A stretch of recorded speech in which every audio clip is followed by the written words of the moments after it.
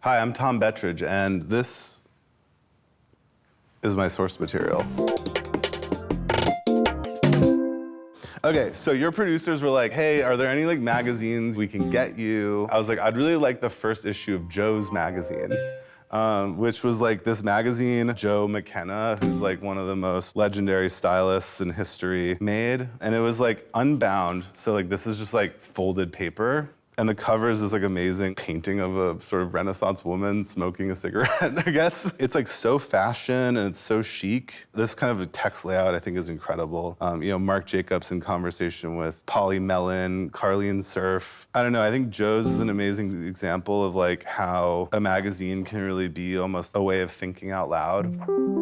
Colors magazine was funded by like United Colors of Benetton. Technically, it was kind of like a corporate branding project. And it was created by Oliviero Toscani, who is like a creative director who kind of, for me, is the ultimate blueprint of like image making in the modern age. And I thought Colors was a really incredible magazine because it almost sought to like document the world, this tension between an image and then when you put a text on top of it, you make it something totally different.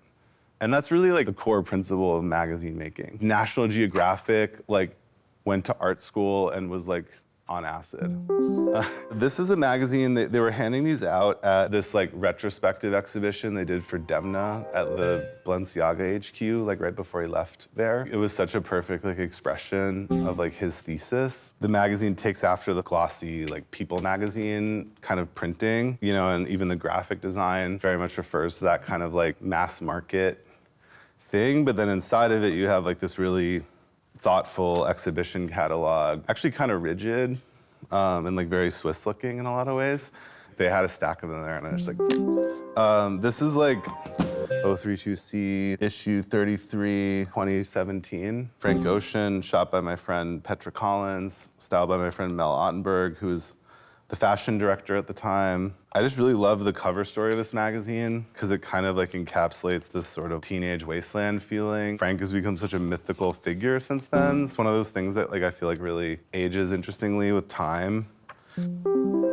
I also wanted to do like an unboxing. I was in Paris last week and my friends who make this magazine called All In were like launching the new issue that they made, and they also have an incredible fashion brand called August Barron.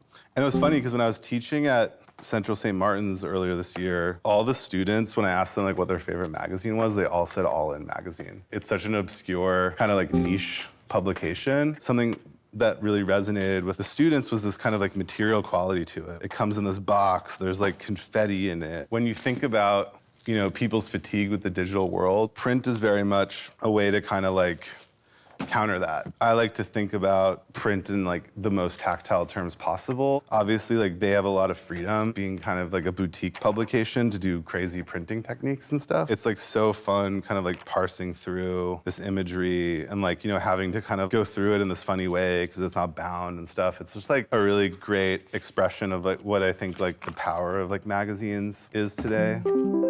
So this is like the first issue of HIGHSNOBIETY magazine when I was the editor-in-chief there. And like, I was obsessed with this idea of like having a bunch of little Migos all over the cover. Kind of reminded me of like Richard Scarry. There's this like genre called like Vimmel Builder, which are like images that are like really ornate and have lots of detail. Hieronymus Bosch or like Where's Waldo are both like Vimmel Builder. Magazines are usually about like sexy face, close up and like soft focus or whatever, but like I like the idea of having Vimmel Builder of like Migos on the cover. John and I really wanted to make a magazine that looks like a fashion magazine and like play off the tropes of 90s GQ. Actually have pages that have product recommendations. 16 sandals is like that, it still kills me. Or like damn shorty for like our shorts thing. This is my first issue as editor-in-chief of ID. We spent a lot of time in the archive. In the early decades, the 80s, 90s especially, they would just find cool people that they met going out or whatever, and they would just put them on the cover, turn them into icons. I kind of wanted to do like the 2025 version of that. So we did a nationwide casting call with Jen Vendetti, who's a really amazing casting director. And Jen helped us find Enza, who was our unknown cover star. So she was a senior in high school, in suburban Cleveland, Ohio. Was like the star actor, like at her school plays, and aspiring model, LARPer. We went to visit her for 3 days, me and Aiden Zamiri, who shot the story.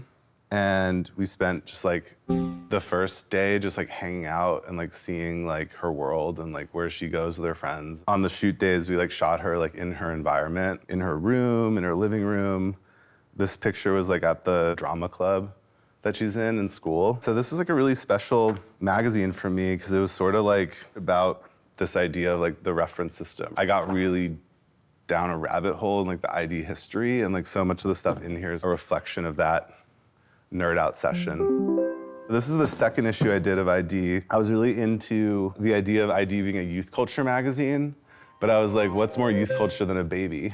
We had just discovered that 2025 was like the first year where like people born are Gen Beta. So we wanted to kind of have like the first like Gen Beta magazine cover. We did this photo shoot with this beautiful baby on the cover, winking, which was really great. What we did was we actually, in lieu of a profile, we asked like a lot of important artists and politicians and figures in the world to like give advice to someone born in 2025. It's funny because we actually design on Figma. You know, we kind of like create sort of formulas and we kind of see how things fit in those formulas, but then we break the formulas. You know, because graphic design can be very systematic. I think something that was a real innovation for ID was like it used graphic design in this very expressive way, in this very DIY kind of way. Collaborative tools where you can just drag and drop stuff and like multiple people can feast on it at once is like a really fun way to design a magazine and like not the way I came up designing magazines.